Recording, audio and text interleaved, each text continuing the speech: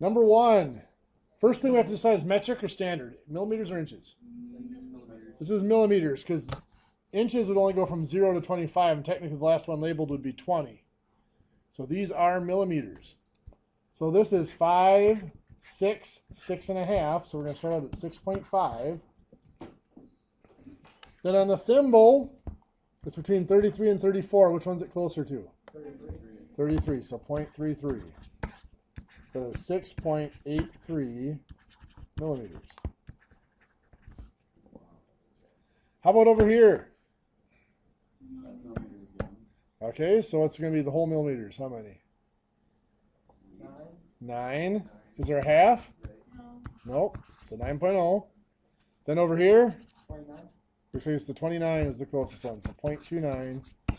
So 9.29 millimeters. I think on those I was so stuck on the inches that it had to be 3 numbers. Yep. Yeah, that'll do it to you. Speaking of, how about these two?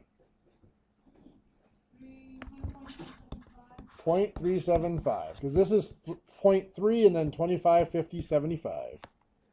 Then over here, between the 11 and 12, it is closer to the 11. 0.011, so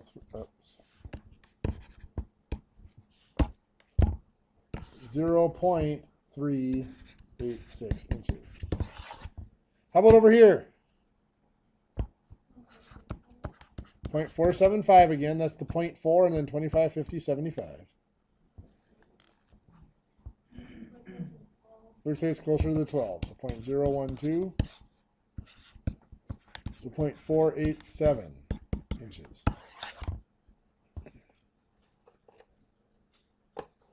Inch or millimeter?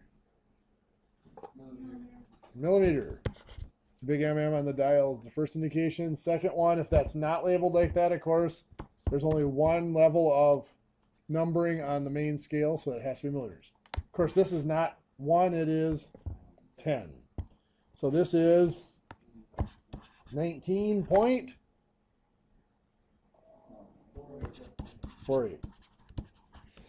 Remember, the caliper, you just read straight across. You read the main scale, then the dial goes after it. 33.56 millimeters. Then, these are inches, of course. Again, it's labeled on the dial of this one, but also because there's 2 levels of numbers in the main scale. So then what? 2.3 off the main scale, and then 53 off the dial. How about for number 8? 1.569 inches. Good. Let's throw some vernier scale into our micrometers. First one, inch or millimeter here? That is inch. Yep. So it's 0.250. And then here, what's lining up? 10 and 11. Now, does it matter which one's closer to? No, you always go to the smaller one. So that's 0.10 for the 10, and then put the 3 on the end. This is 0.2603 inches. Yeah, the vernier digit just goes on the end of the thimble. So over here, this is millimeters. So this is 5.6.0. Then on the thimble, it is 21. Then on the vernier, it is 0. So that is 6.210. And yes, we do need the 0 on the end to show that we did go to the 1,000th of a millimeter. Any questions? Ready for a quiz? A real one this time? Okay, let's do it. Okay, so what we're going to look at today is reading different types of scales other than just length measurement devices. The key to doing that is to figure out what each division stands for. The way we do that is we look at for 2 divisions that are clearly marked. So I'm just going to take the 20 and the 30 here. So the difference between those numbers, 30 minus 20, would be 10, whatever units that's being measured in. Then we count how many divisions are between those markings. So we count 1, 2, 3, 4, 5, 6, 7, 8, 9, 10. Now, to be honest, since there's a clear half point, I'd probably just count 5 and then double it.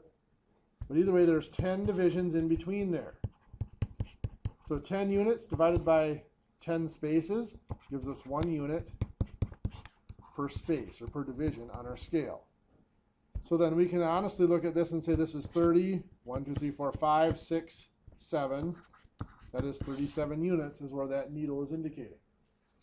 Any questions? We can have scales like this where there's multiple different labels on them depending on a setting. This one is set on the 16 volt scale, the middle setting, which means we're looking at the middle set of numbers here, like that. So in that set of numbers, we need to figure out what each division stands for. So I'm going to take any two consecutive numbers, like the 11 and the 12 here. So 12 minus 11, that's 1 volt. Then how many divisions? Well, 1, 2, 3, 4, 5. Again, half point, so I'm going to double it. There's 10 divisions between the 11 and the 12 volt marking, so we have 0.1 volt per division. So this is 12, 0.1, 0.2, 0.3, 0.4, 0.5, 0.6. Make sense? So on this one,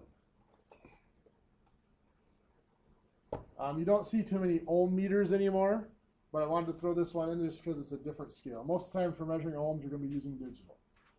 But this is a logarithmic or an exponential scale where the divisions do not mean the same thing as you go across it.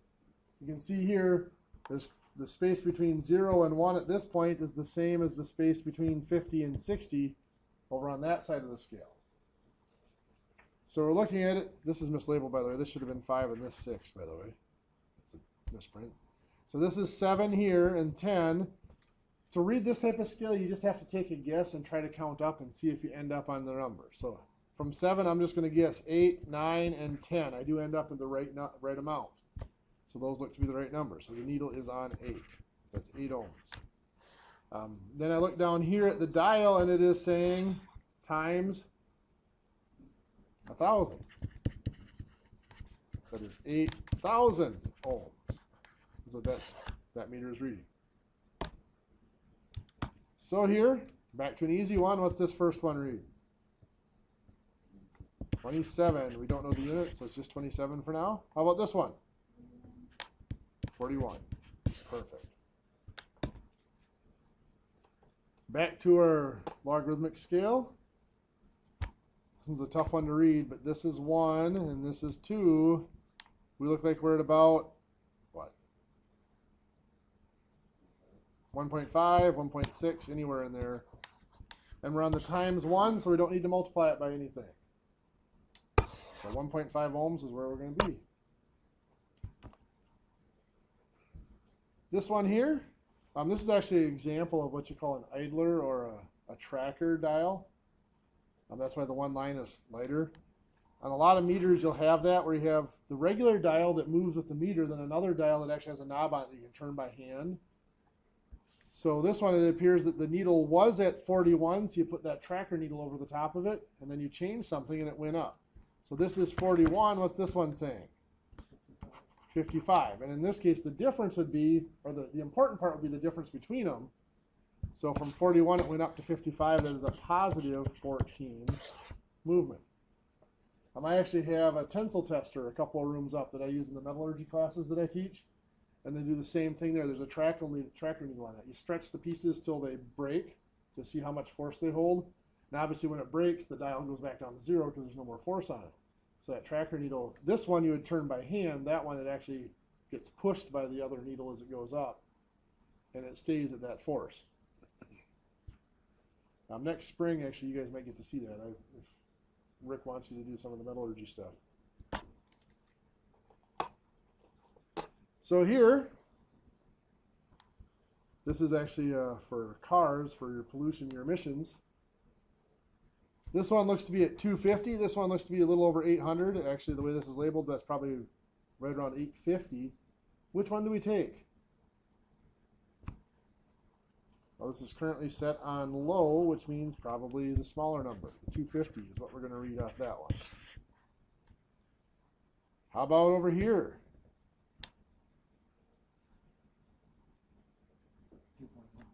2.0. We're on low, so we're reading the smaller scale. That looks like a 20, but the needle's covering up the decimal point. That is 2.0. Here's an old-fashioned ammeter and voltmeter combo. The amps are reading what? 200 amps. The voltmeter actually has a 3-tier scale. It's right now set on the 20, which means we're going to read the top set of numbers, which is at what? 9 volts. Now you see the 10-volt scale is the bottom one, 20-volt scale is the top one. What if it were set at the 30-volt setting? You'd read the bottom and just multiply by 3.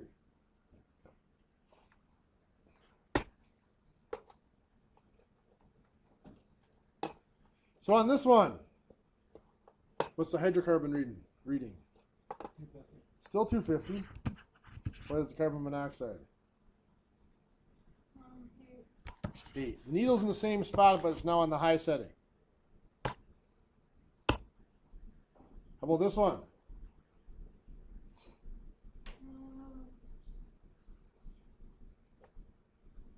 We got 450, or this is actually just below 1700. Which one are we going to take? So, yeah, we'll call it 1700. One of the problems with an analog dial is if you're between labels, you really are taking a guess at it sometimes. And you really shouldn't. You should just take the nearest marking. And then over here, 2.0. We're on low again. So the top one reads 31. Bottom one? 14. Okay, these next couple are a great example of how your scale knowing your scale is important. So here, we're on the 8 setting. So we're dealing with a 7. Let's go from 6 to 7. 7 minus 6, that's 1 volt. How many divisions are there? Well, if we count them up, thank you. 1, 2, 3, 4, 5, 10, 15, 20 divisions. 1 volt divided by 20 divisions is 0.05 volts per division or per space. So this is 7.05 volts. It's 1 space past the 7. So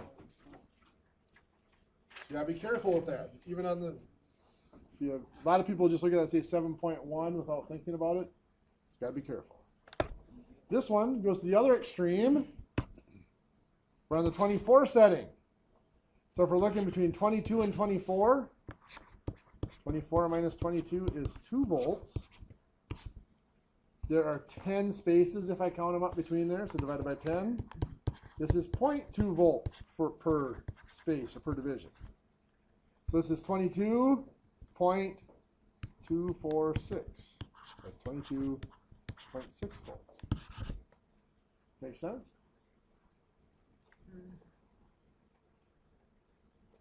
So what's this one reading? Yep. There it is, 13.4 volts. This one, do it to yourself and we'll discuss it in just a second.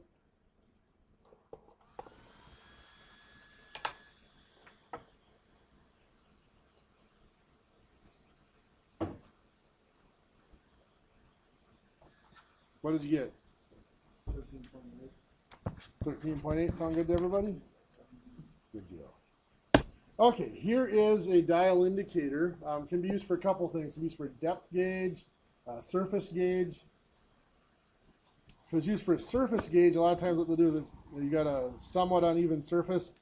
You pick a spot where you want your surface to be at and you set that dial at 0. So here it would be positive because it's lower. Here it would be negative because it's higher.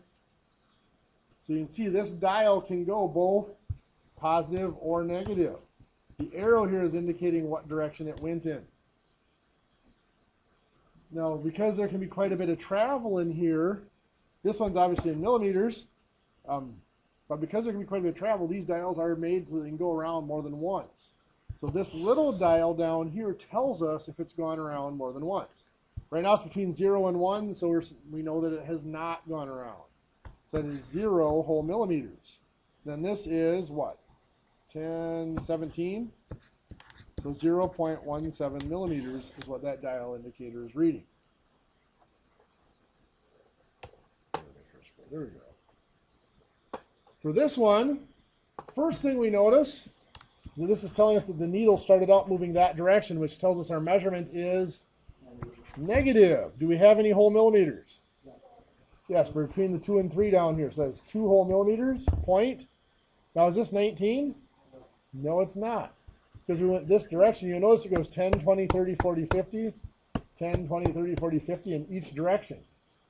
So it's going this direction, so it's 30, 40, 50, 60, 70, 81. That's a negative 2.81 millimeters. This one, positive or negative is the first thing we need. Negative. This is negative. Any whole millimeters? No. Nope, between the 0 and 1. So 0 point, this is 29 because we're going this way. So negative 0.29 millimeters. This one, positive or negative? It is positive.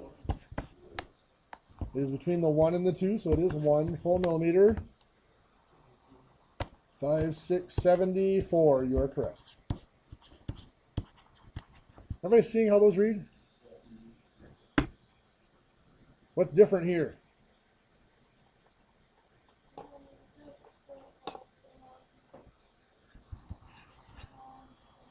This is in inches.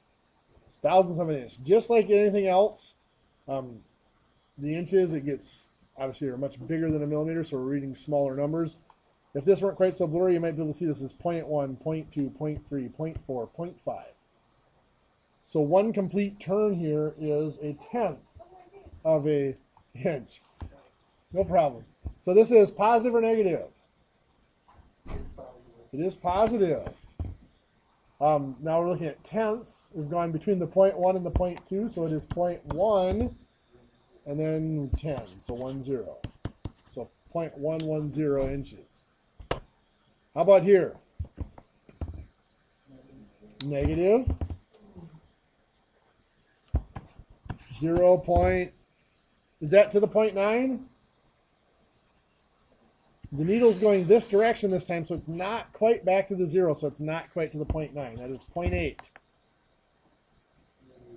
And then this would be 50, 60, 78, so 0.878. So negative 0.878 inches. How about this one? Positive 0.4. Yep, we're past the 4. And what? 37. So 0.437. Yeah, if the needle were closer to being back to 0, I'd say it's not to the 4 yet, but since it's in the middle, it can't be. It has to be past the 4. So this one, read this one to yourself. And we'll discuss it in a second.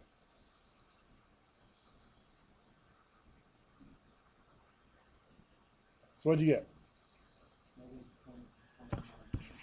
Negative 0.1 and then 59 because it's negative. That is one of the more difficult parts of these, is reading that as 59, not 41, because you have to be going in that direction. Some other meter scales to just be aware of.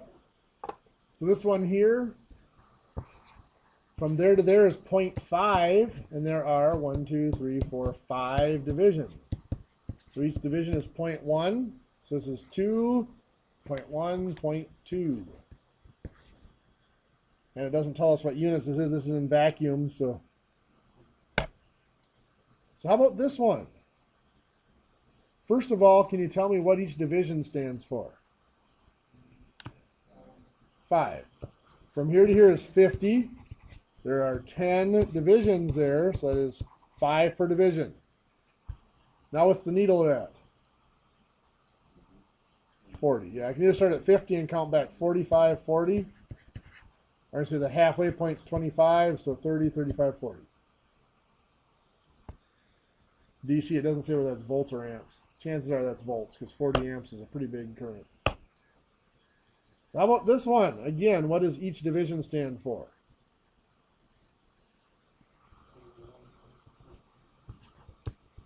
0.1? No, it's 0. Careful. 0.2. This would be 7. That's the halfway point, right? There's 5 divisions there. So 1 divided by 5 is 0.2 per division, or per space, however you want to look at it. So this is 6.24. Here's another variation of our ohm meter. Again, a logarithmic scale. So here's 10 and 15. Again, I usually have to just count up in between them.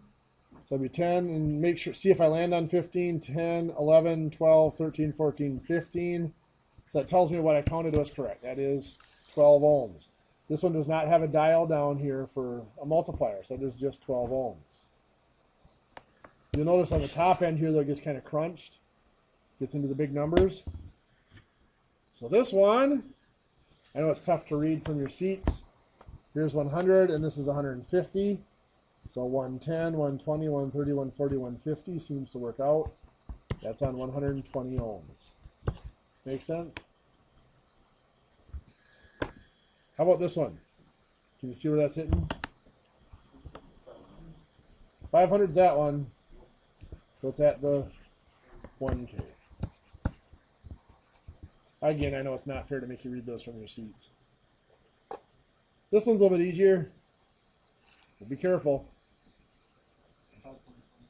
There you go. A lot of people want to yell out 6. This would be 5, 6, 7, 8, 9, 10. So that's actually at 5.5.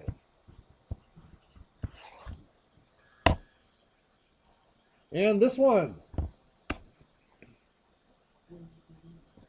What'd you get? 120. Perfect. There's from 100 to 50, there's 50 and 10 divisions, so that's 5 per division. A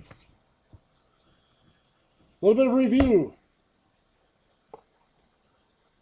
Read this one to yourself, and we'll discuss it in a second.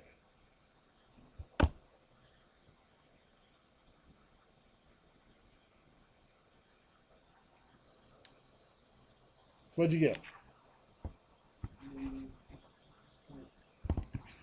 Negative 0.0 between the 0 and the 1, so 0.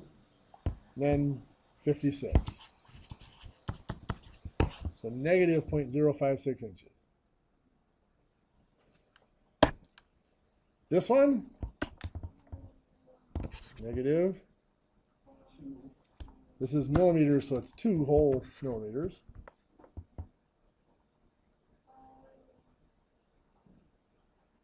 .58, perfect.